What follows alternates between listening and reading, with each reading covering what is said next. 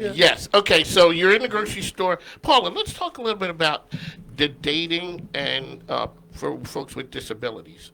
Talk a little. What's that world? What's that world look like from a business standpoint?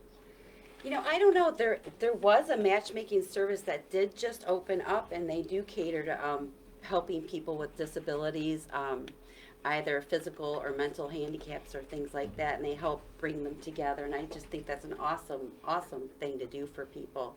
I myself, I guess I haven't really worked with anybody that has had any disabilities so far, but I'd be more than open to doing that, though. I think it's a wonderful thing. Everyone deserves love and deserves to have happiness in their life. So okay. So everyone. So Jade, what about you? What's the number one thing that's out there now for men dating after divorce? Anything new and exciting that's in your world? Yeah, well, to touch on what you guys were mentioning before, I think it's really important that we do acknowledge dating with people with disabilities, not just physical, but mental as well. I've had quite a number of clients that are on the spectrum with autism and Asperger's, and there's a lot of stigma about meeting people and like when to tell them this is something that comes with you. And I think it's really important, the more that we discuss it, the more we bring it to the forefront, the more we can make it a normal conversation. Shout out to you and Cheats for your podcast the other day when you talked about the Oh, whole. yeah. See, I do my homework here. Oh, heck yeah. I'm not just here because I'm just just. Because you're pretty. Yeah, mental Well, health I am is here so because great. I'm nice looking, pretty, but it's okay, fine. Thank you, Paula. Absolutely. Right.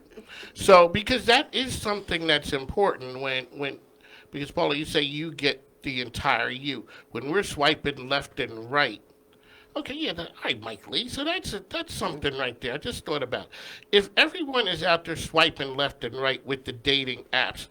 What do visually impaired folks go with? Is it the voice that says, "Oh boy, her I voice"? like that. That's a great question See, because we asked the hard questions there, here. there was a segment of my life where I was on Tinder, right?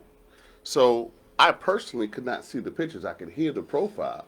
So my attraction was different. But I'm still attracted to attractive women too, right? So I would have my friends look at the picture, but sometimes the picture wouldn't add up to what they said in their profile. So I was more drawn to what somebody would say than how they looked, right?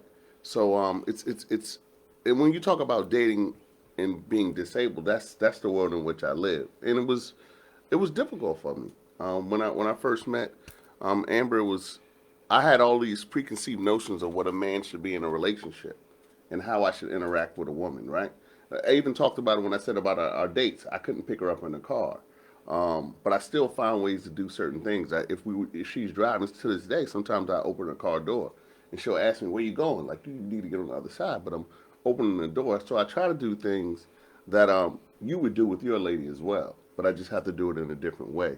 So it was just that small period of time when I was dating it was difficult because I didn't know. And you talked about it. I didn't know because if you look at my picture, you can't tell that I'm blind. No, and I'd say people.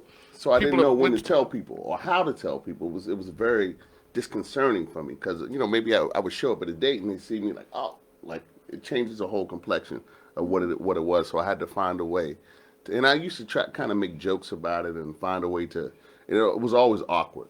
It was always awkward. But now I don't have to deal with that. But if I had to talk to people who are in that space, I would tell them just be the authentic you, right? You give people who you are in the beginning, and if they can't take it, and I've been in situations where women couldn't take it, and I've lost friendships over it as well. So you just have to be who you are. If somebody's going to accept you, they have to accept you for who you are.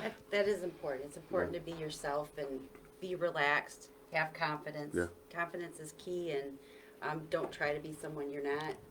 That is true. So this program, we look at things from all angles. So Mike, now we got to go back to something that you said. Yeah. You'd read the bio, and then the voice, and then you have a friend tell you. Right. Do you know what kind of pressure that puts your friend? You have to be sure that your friend has True good indeed. taste. True indeed. So, and that's crazy, right? So when I moved, That is crazy, sir. So when I moved to Richmond, I had a friend who didn't know me when I could see. Okay. So his taste and what he would tell me was probably what he found attractive. Well, yes. So guys who knew me and know what I like, they would say, maybe she's not your type. But if they don't know what my type is, it's just, you just made me think about it. So it's a totally different world, right? So I literally just had to rest on, and it's so weird, that's why I appreciate what they do, right? That whole swiping and Tinder world is just so crazy, man. I think it's better to have someone guide you through your interpersonal relationships, somebody who can figure all the things and all the questions